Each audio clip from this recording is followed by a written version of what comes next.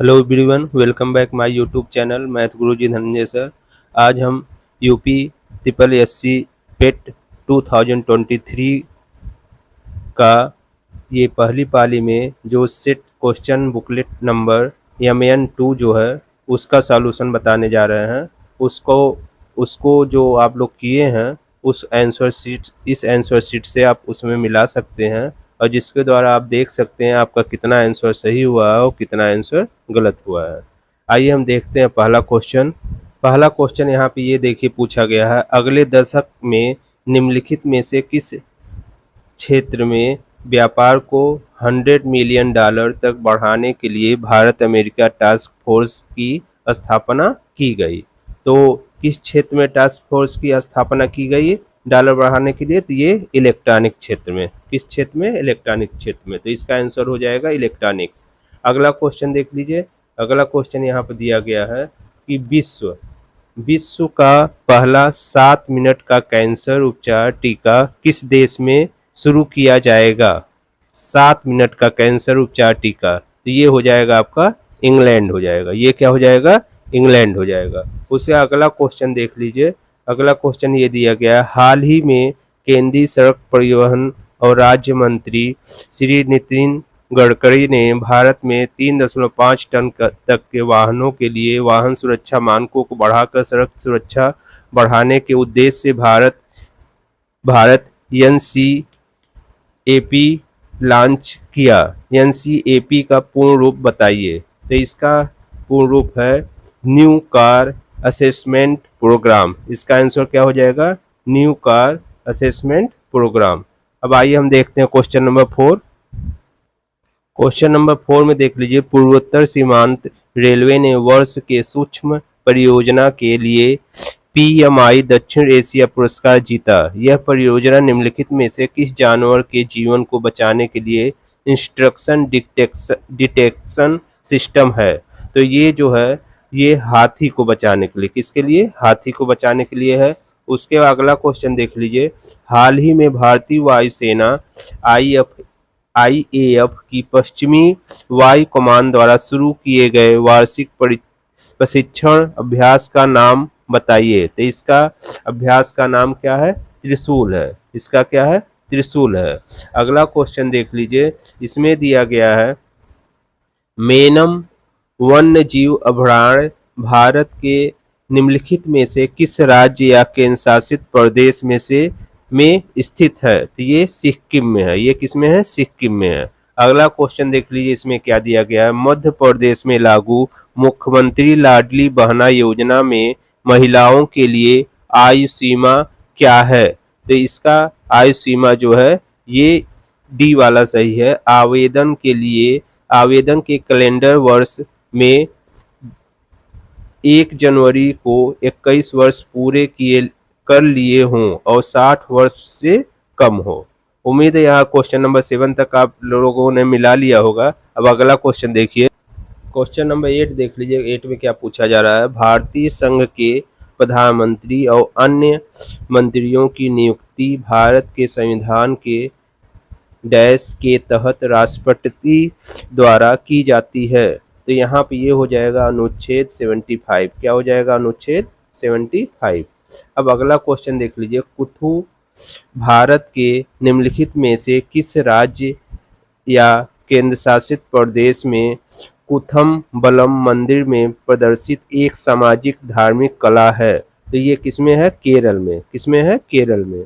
अगला क्वेश्चन, केंद्रीय भारतीय भाषा संस्थान का मुख्यालय निम्नलिखित में से किस स्थान पर स्थित है? तो ये मैसूर में है। कहाँ पर है? मैसूर में है। अगला क्वेश्चन देख लीजिए, तेलंगाना राज्य के पालममेट गांव में स्थित रामप्पा मंदिर, जिसे वर्ष 2021 में यूनेस्को विश्व धरोहर स्थल घोषित किया गया था, उसका निर्माण निम्नलिखित में से किस राजवंश के शासनकाल के दौरान किया गया? तो ये हो जाएगा आपका काकतीय। किसके शासनकाल के दौरान किया गया था? काकतीय। ये हो गया। अब अगला क्वेश्चन देखिए। अब ये क्वेश्चन देख लीजिए। इसमें क्या दिया गया? Question number 12। क्वेश्चन नंबर 12 में दिया गया है, यहाँ दिया गया है निम्नलिखित में से कौन मालदीव की आधिकारिक भाषा है, तो इसका आंसर हो जाएगा दिवेही। क्या हो जाएगा? दिवेही हो जाएगा। अगला क्वेश्चन देख लीजिए। अगला क्वेश्चन दिया गया पुला निम्नलिखित में से किस देश की राष्ट्रीय मुद्रा है, तो ये किसके देश की राष्ट्रीय मुद्रा है पुला? तो इसको देखिए, ये बोत्सवाना किसका राष्ट्रीय मुद्रा है? ये बोत्सवाना देश का राष्ट्रीय मुद्रा है। ये हो जाएगा आपका। अगला क्वेश्चन देख लीजिए। पेरुंग दाई कोंगू वेलिर द्वारा लिखित महाकाव्य कृति है, यह भारत के निम्नलिखित में से किस साहित्य से संबंधित है, तो ये किस साहित्य से संबंधित है? तमिल साहित्य से संबंधित है, तो इसका आंसर ये हो जाएगा। अगला क्वेश्चन देख लीजिए। भारत सरकार द्वारा वर्ष 1967 में निम्नलिखित में से किस वीरता पुरस्कार का नाम बदलकर शौर्य चक्र कर दिया गया, तो यहाँ पर ये देखिए, ये अशोक चक्र वर्ग थर्ड, इसका नाम जो है चेंज करके शौर्य चक्र कर दिया गया। अगला क्वेश्चन देख लीजिए। रासायनिक हथियारों का निषेध संगठन OPCW में कितने सदस्य राष्ट्र हैं, तो इसमें जो है 193, इसका आंसर हो जाएगा 193।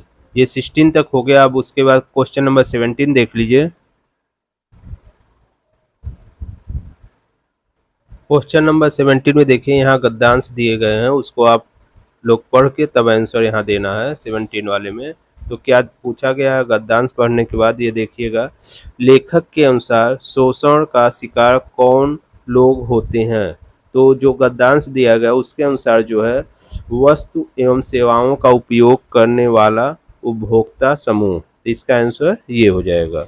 अगला क्वेश्चन देख लीजिए 18 वाले में। समाज के मध्यम वर्ग का कौन सी समस्या है, तो समाज के मध्यम वर्ग का जीवन यापन में आर्थिक परेशानी से सामाजिक प्रतिष्ठा पर खतरा, तो ये हो जाएगा इसका आंसर। अगला क्वेश्चन नंबर 19 देख लीजिए।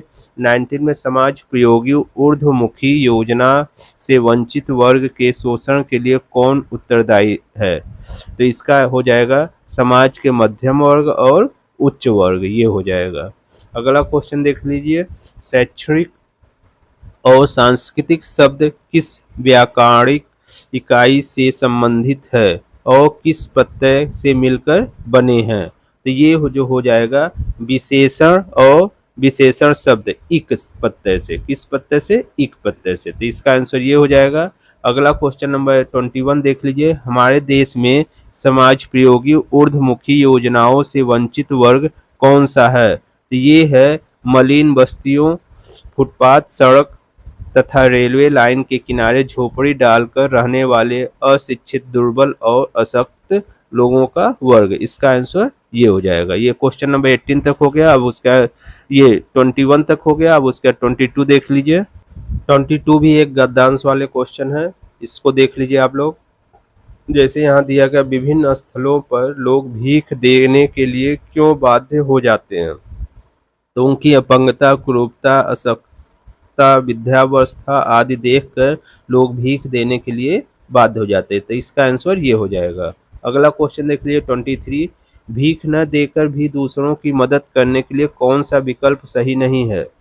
सही नहीं है, सही, ये ध्यान रखिएगा, यहाँ पर क्या है? नहीं है, तो यहाँ पर पैसे देकर, कौन सा विकल्प हो जाएगा? पैसे देकर किसी भिखारी को रोजगार धंधे के लिए प्रेरित करके मदद करना, ये सही नहीं है।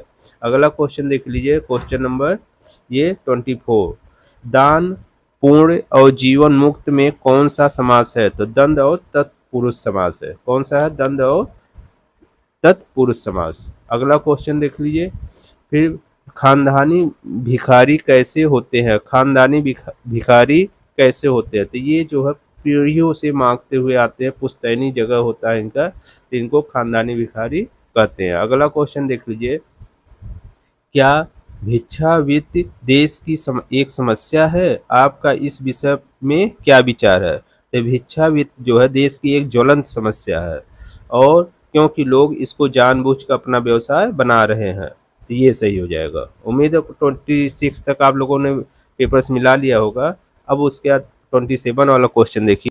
अब आप मैथ के क्वेश्चन देख लीजिए। दिया गया है line graph data interpretation chart लगातार 3 वर्षों 2020, 2021, 2022 के दौरान 6 अलग अलग शहरों कोलकाता, पटना, धनबाद, रांची, आसनसोल और गया में 6 स्टोर से जूते की बिक्री हजारों में दिखाता है। ये ग्राफ हो गया, चार्ट हो गया ये। अब इसमें ये पूछा जा रहा है आपसे कि गया, पहला क्वेश्चन ये देखिए आप लोग ध्यान से, गया स्टोर और पटना स्टोर पर मिलाकर 3 वर्षों में जूतों की बिक्री की कुल संख्या 3 वर्षों में धनबाद स्टोर और रांची स्टोर पर मिलाकर कुल बिक्री का लगभग कितना प्रतिशत है? तो इसका आंसर हो जाएगा 80.51%। इसका आंसर ये हो जाएगा, इसको आप मिला लीजिएगा। अगला क्वेश्चन है 2021 में कोलकाता स्टोर, पटना स्टोर और धनबाद स्टोर पर जूतों की औसत बिक्री का कितना प्रतिशत 2022 में रांची स्टोर, आसनसोल स्टोर और गया स्टोर पर जूते की औसत बिक्री है, कितना है? तो ये हो जाएगा आपका 129.03%। अगला क्वेश्चन देख लीजिए 29 वाला। वर्ष 2020 के लिए सभी स्टोर के जूतों की औसत बिक्री का वर्ष 2021 के लिए सभी स्टोर के जूतों की औसत बिक्री से अनुपात क्या है? तो इसका आंसर हो जाएगा आपका 24 अनुपाते 43, ये हो जाएगा। अगला क्वेश्चन देख लीजिए, ये दिया गया है 3 वर्षों के लिए पटना स्टोर की कुल बिक्री का 3 वर्षों के लिए आसनसोल स्टोर की कुल बिक्री से अनुपात क्या है? तो इसका अनुपात हो जाएगा 190 अनुपाते 325। अब उसका 31 क्वेश्चन देखिए, 31 में क्या दिया गया है? तो 31 यहाँ दिया गया है 3 वर्षों में कोलकाता स्टोर, पटना स्टोर और रांची स्टोर की जूतों की बिक्री की कुल संख्या कितनी है? तो ये हो जाएगा आपका 1650, ये हो गया। अब उसका अगला क्वेश्चन देख लीजिए। अगले क्वेश्चन में क्या दिया गया? इसमें ये क्वेश्चन दिया गया, एक टैंक से 5 इनलेट पाइप ABCD और E और 5 आउटलेट पाइप PQRST जुड़े हुए हैं। पहला पाई चार्ट प्रत्येक इनलेट पाइप द्वारा भरे गए टैंक के प्रतिशत को दर्शाता है जब सभी इनलेट पाइप का एक साथ खोले जाते हैं, और दूसरे पाई चार्ट जो है प्रत्येक आउटलेट पाइप द्वारा खाली किए गए टैंक के प्रतिशत को दर्शाता है जब सभी आउटलेट पाइप एक साथ खोले जाते हैं। यहाँ टैंक की कुल क्षमता दी गई 1000 लीटर और सभी इनलेट पाइप एक साथ खोलने पर टैंक भरने में लगा समय 2 मिनट, और यहाँ दिया गया सभी आउटलेट पाइप एक साथ खोलने पर टैंक को खाली करने में लगा समय 1.6 मिनट। तो आइए हम क्वेश्चन को देखते हैं, क्वेश्चन कैसे करेंगे। तो क्वेश्चन यहाँ पे ये देखिए दिया गया, इसका क्या आंसर होगा? यदि पाइप ABD, R और S को एक साथ खोल दिया जाए तो टैंक को भरने में लगने वाला अनुमानित समय ज्ञात कीजिए। तो इसका आंसर हो जाएगा 6.67 मिनट। इसका आंसर हो जाएगा 6.67 मिनट। जिन लोगों ने ये आंसर सही लगा वो टिक लगा लें।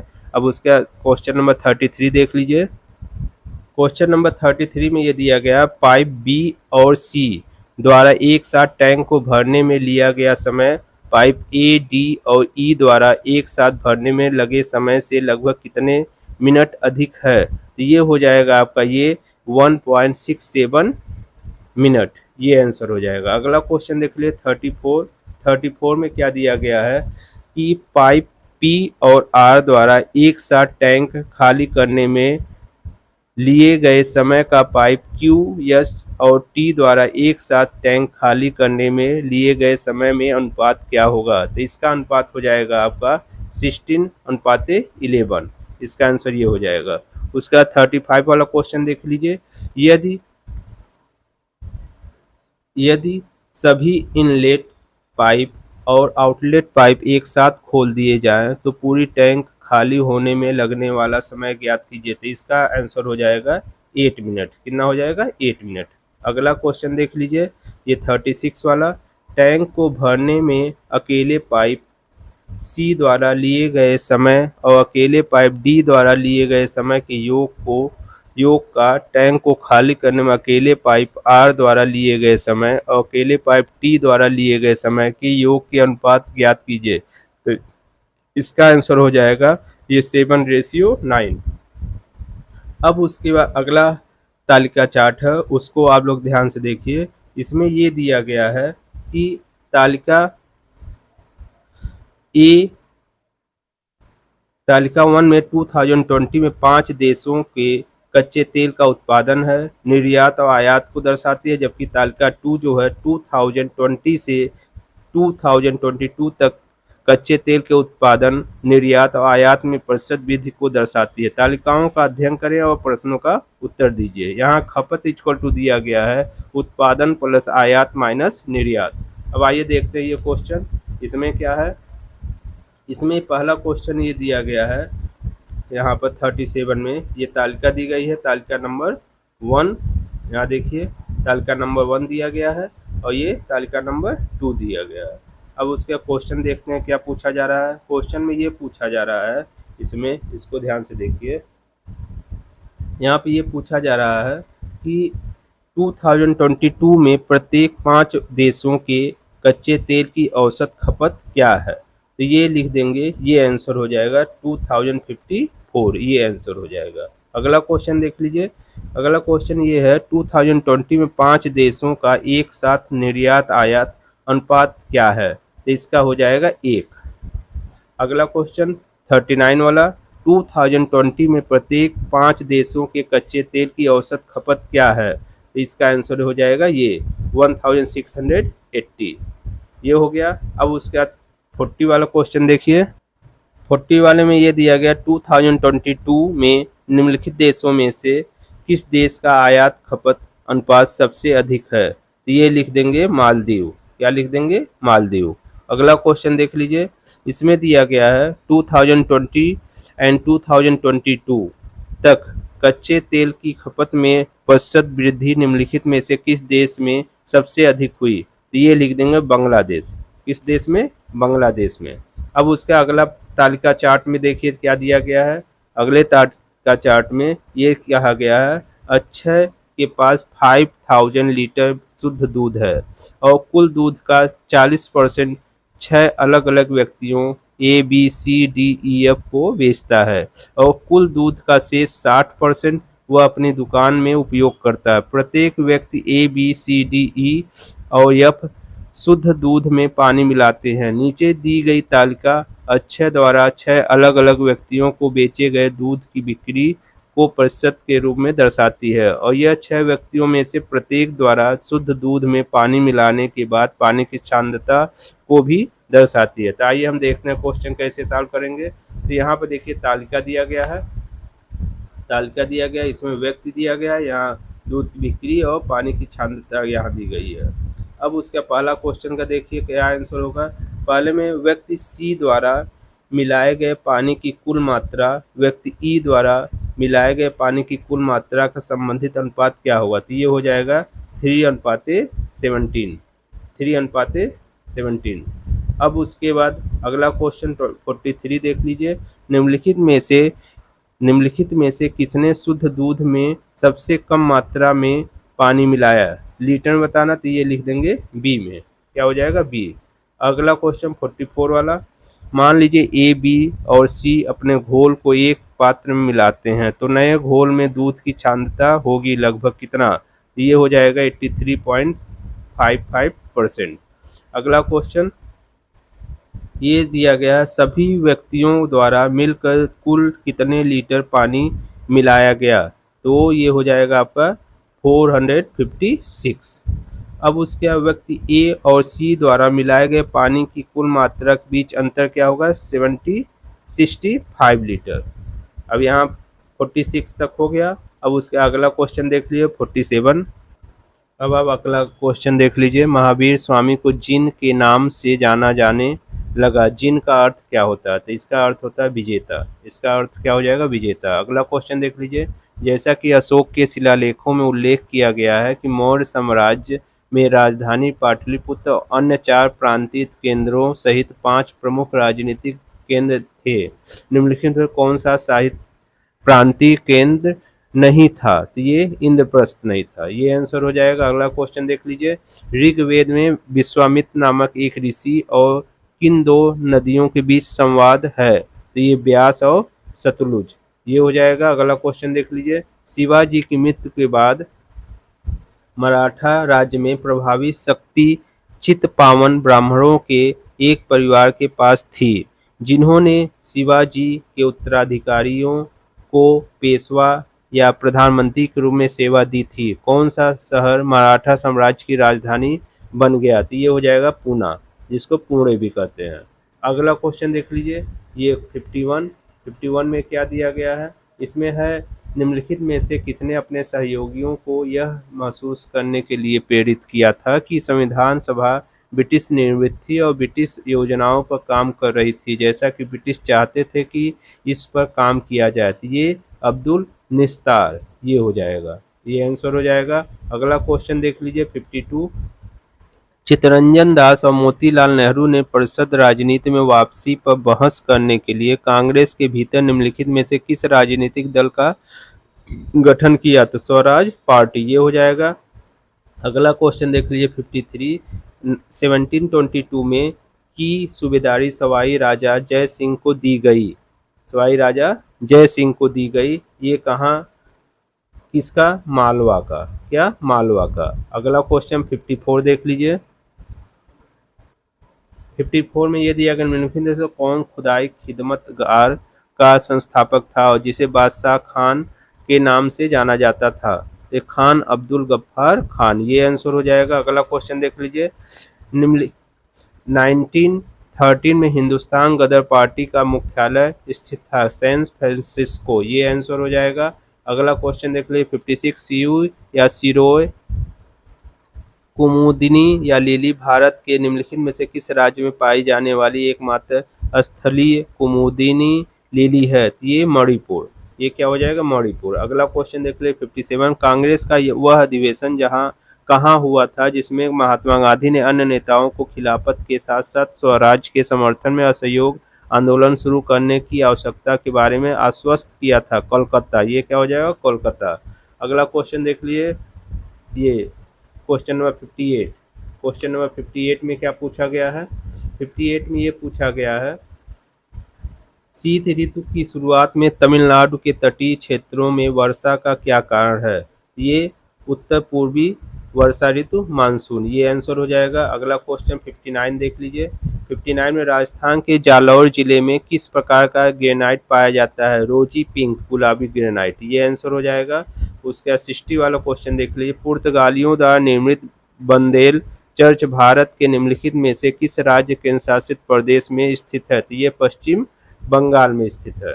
ये हो गया। उड़िया पठार भारत के निम्नलिखित में से किस राज्य में स्थित है? तो ये राजस्थान में स्थित है। क्वेश्चन नंबर 61 हो गया। अब क्वेश्चन नंबर 62 देख लीजिए।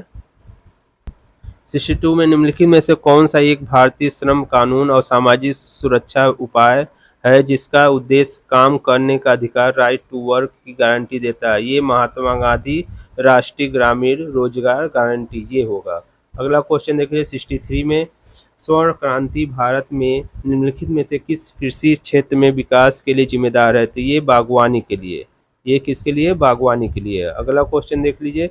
गन्ने के उचित और लाभकारी मूल्य FRP को कौन सा मंजूरी देता है? कौन मंजूरी देता है? तो यहाँ पर हो जाएगा आर्थिक मामलों के कैबिनेट समिति। ये हो गया। अब 64 हो गया। अब 65 देखिए। 65 में क्या आंसर होगा? इसमें दिया गया है, निम्नलिखित में से कौन सी डिपॉजिटरी संस्थान का एक प्रकार नहीं है? तो ये नाबार्ड है। क्या है? नाबार्ड। NABARD। और उसका क्वेश्चन नंबर 66 देख लीजिए, इसको मिला लीजिए। भारतीय स्वतंत्रता अधिनियम 1947 के पारित होने के साथ भारत एक अधिराज्य बन गया और अधिराज्य विधानमंडल में भारत सरकार अधिनियम 1935 की किस धारा के प्रावधानों के तहत 1947 से 1949 तक का कानून बनाए? तो इसको देख लीजिए। ये हो जाएगा आपका धारा 100। ये हो जाएगा आंसर। अगला क्वेश्चन, एक व्यक्ति ने संसद की सदस्य नहीं है, एक व्यक्ति जो संसद का सदस्य नहीं है उसे राष्ट्रपति द्वारा अधिकतम कितने महीनों के लिए मंत्री के रूप में नियुक्त किया जा सकता है? तो ये हो जाएगा 6 महीनों के लिए इसका आंसर। अगला क्वेश्चन देख लीजिए, बीमा विनियामक एवं विकास प्राधिकरण का मुख्यालय कहाँ स्थित है? तो ये हैदराबाद में स्थित है, ये आंसर हो जाएगा। अब उसका 69 देख लीजिए, इसका आंसर क्या होगा? 69 में पंचायती राज संस्थाओं के अस्तित्व के लिए भारत की संसद द्वारा 73वां और 74वां संवैधानिक संशोधन कब पारित किया गया? तो ये दिसंबर 1992 में पारित किया गया। अगला क्वेश्चन 70 वाला, वर्ष 1928 में मोतीलाल नेहरू समिति द्वारा निम्नलिखित में से कौन सा अधिनियम या विधेयक प्रस्तावित किया गया था? तो ये हो जाएगा अधिकारों का बिल, ये आंसर हो जाएगा। अगला क्वेश्चन देख लिए 71, उस उच्च न्यायालय का नाम बताइए जिसका क्षेत्राधिकार अंडमान और निकोबार द्वीप समूह के केंद्र शासित प्रदेश पर है। तो ये दिल्ली उच्च न्यायालय, ये आंसर, ये दिल्ली उच्च न्यायालय नहीं होगा, ये कोलकाता उच्च न्यायालय, इसका आंसर कोलकाता उच्च न्यायालय हो जाएगा 71। अब 72 देख लीजिए, milk of magnesium, milk of magnesium किस प्रकार का कोलाइड है? ये सोल कोलाइड है। कौन सा कोलाइड है? सोल कोलाइड है। अब निम्नलिखित में से कौन सा कार्बनिक यौगिक मानव शरीर के प्रोटोप्लाज्मा को जमा देता है, वही बताना है, मेथेनॉल।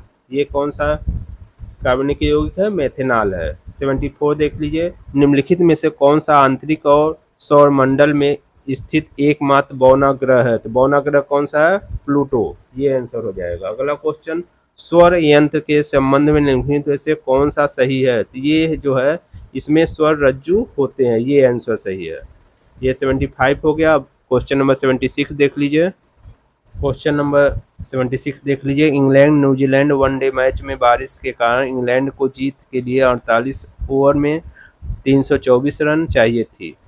शुरुआती 10 ओवर में औसत स्कोरिंग रेट 6 था, लेकिन अगले 10 ओवर में यह बढ़कर 8.5 हो गया। इसके बाद 10 ओवर में यह गिरकर 5.5 पर आ गया और अगले 10 ओवर में फिर बढ़कर 7 पर पहुंच गया। अब मैच जीतने के लिए किस औसत की आवश्यकता है? तो यहाँ पर आंसर हो जाएगा आपका 6.75, इसका आंसर ये हो जाएगा। निम्नलिखित में से कौन सा अवरोही क्रम में, मतलब डिसेंडिंग आर्डर में? तो ये हो जाएगा 9 अपॉन, ये सी वाला 9/13, 11/17, 5/8।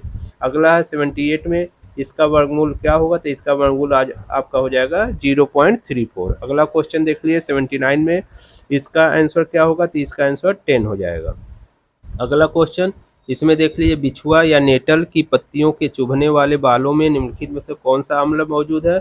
मेथेनोइक, इसमें क्या है? मेथेनोइक अम्ल मौजूद है। अगला क्वेश्चन 81 देख लीजिए, 81 में क्या पूछा गया है? दिव्या अपने मासिक वेतन का 24% भोजन पर, 15% अपने बच्चों की शिक्षा पर खर्च करती है।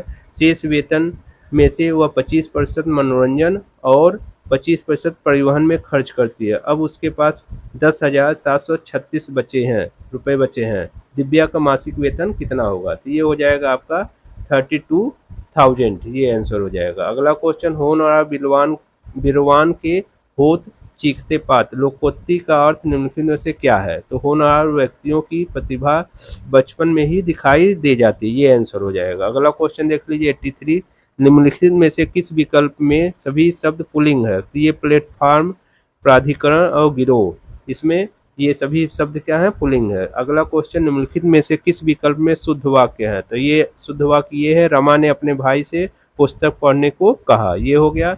कलम का जादूगर किसे कहा जाता है? रामवृक्ष बेनपुरी जी को कहा जाता है। निम्नलिखित में से किस विकल्प में विलोम युग्म है? तो ये डामाडोल विलोम युग्म सही नहीं है, ये डामाडोल और अस्थिर, ये दोनों का अर्थ एक ही होता है, ये विलोम नहीं है। अब क्वेश्चन नंबर 87 देख लीजिए, क्वेश्चन नंबर 87 में put the correct form of verb I am the person who is रहेगा, ये आंसर इज यहाँ हो जाए, इज टू बी ब्लेम। अगला question, which of the following spelling is incorrect? तो एनिवर्सरी ये इनकरेक्ट है, क्योंकि ANN रहता है, एन क्या रहता है? 2 बार रहता है, ANNI। अगला क्वेश्चन देख लीजिए 89 का, 89 में choose the antonomy of the underline word from the given option. Fastidious का क्या होगा? केयरलेस भी हो सकता है और इंडिस्क्रीट भी हो सकता है, तो केयरलेस अधिक संभावना है, तो ये होगा। अगला क्वेश्चन देख लीजिए, इसमें पैराग्राफ दिया गया इंग्लिश में, यहाँ पे देखिए पैराग्राफ दिया गया, इसका आंसर बताना है। तो पैराग्राफ आप लोगों ने पढ़ ही लिया होगा। अब देखिए answer, northern Indian plain are rich in, क्या हो जाएगा? नॉर्थन इंडियन प्लेन जो है रिच सबसे अधिक पाया जाता है एलुवियल डिपॉजिट। इसको word highest peak in the locate in the dash Himadri range, ये आंसर हो जाएगा।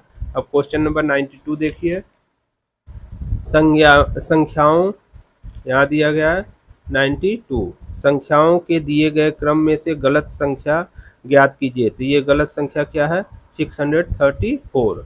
अगला क्वेश्चन 93 देखिए, 17 जून 1998 को सप्ताह का कौन सा दिन था? ये हो था बुधवार। अगला क्वेश्चन देख लीजिए, इसमें दिया गया है यदि a प्लस बी का अर्थ a b की माँ है और a माइनस बी का अर्थ है a b का भाई है, a% b का अर्थ है a b का पिता है और a मल्टीप्लाई b का अर्थ है a b की बहन है, निम्नलिखित में से कौन सा दर्शाता है कि p q का मामा है? तो ये हो जाएगा आपका पहला आंसर।